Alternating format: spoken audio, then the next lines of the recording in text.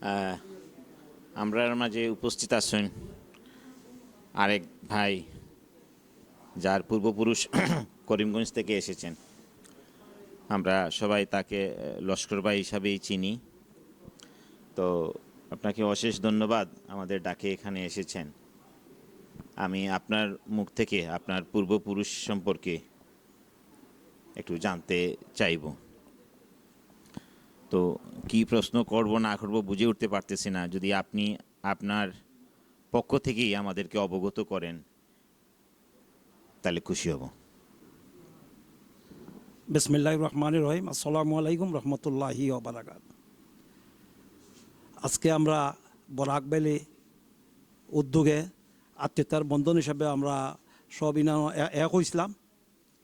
ওই আমরা বিভিন্ন আলোচনা করছি এবং আমরা পূর্বপুরুষের বিভিন্ন ঐতিহ্য নিয়ে আলোচনা করছি।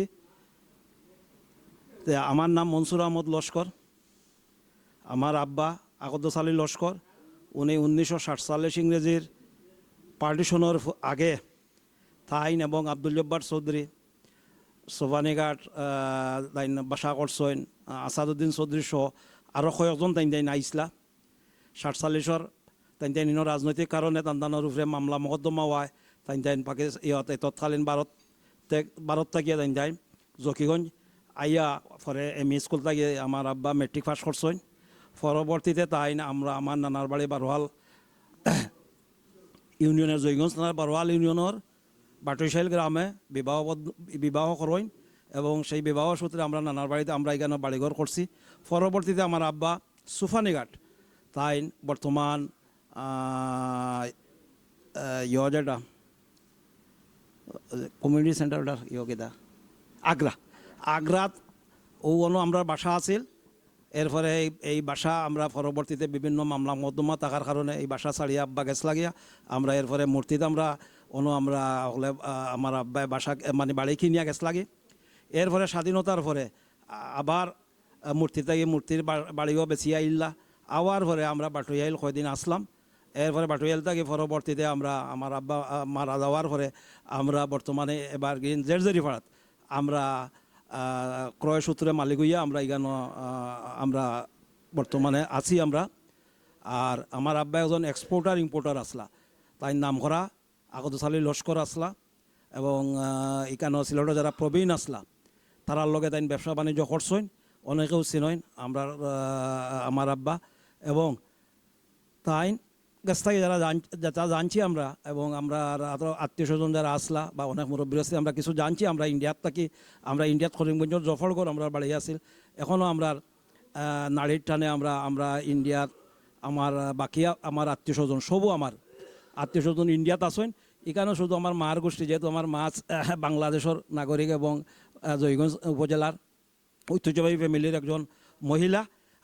আমার এখানে সিলেট একমাত্র আমরা বাংলাদেশও আমরা আমার বাপর গোষ্ঠীর কেউ নাই। আমার এক সাগর ভাই আছেন হাওয়াপাড়াত, আর বাদ বাকি হইলে আমার মার গোষ্ঠীর আত্মীয় স্বজন সবও। তো যাই হোক, আমাদের এখনও যদিও আমরা বাংলাদেশের নাগরিক ইতিমধ্যে হয়েছে, আমি এখন সরকারি চাকরি করতাম, ভূমিতে ছিলাম, বর্তমানে আমি অবসর জীবন করিয়ার। আর বিশেষ করিয়া আমাদের নারীর টানে এখনও আমরা ভারতের প্রতি বা করিমগঞ্জের প্রতি আমাদের এখনও নারীর টান আছে এবং আমরা আত্মীয়তার বন্ধনে আমরা যে বরাক ভ্যালি আমরা আজকে করছি এটার লাগে আমি ধন্যবাদ জানাই আমাদের জাকির ভাই, সোহেল ভাইসহ, আমাদের জলিল ভাইসহ।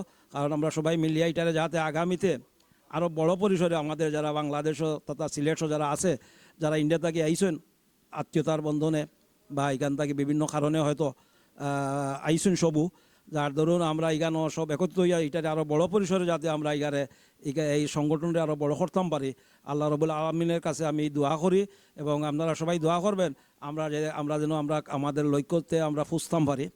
এবং বিশেষ করে আমরা যারা এখানে বিভিন্ন মানে করিমগঞ্জ থেকে যারা আইছি মোটামুটি সবাই আমরা বিভিন্ন পর্যায়ে আমরা হয়তো বাসা বাড়ি নিয়ে এবং বিভিন্ন প্রতিষ্ঠান ব্যবসা বাণিজ্য নিয়ে আমরা আছি।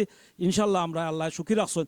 তারপরেও আমরা নারীর টানে আমরা ইন্ডিয়ার প্রতি আমাদের সমর্থন আছে এবং আমরা চেষ্টা করি যে আমরা করিমগঞ্জে যেহেতু আইসি আমরা করিমগঞ্জের ঐতিহ্যরে আমরা বলতাম পারতাম না।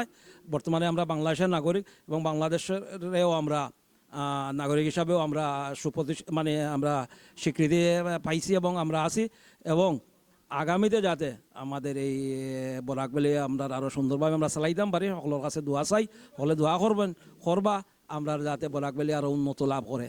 সবাইকে ধন্যবাদ। সালাম আলাইকুম।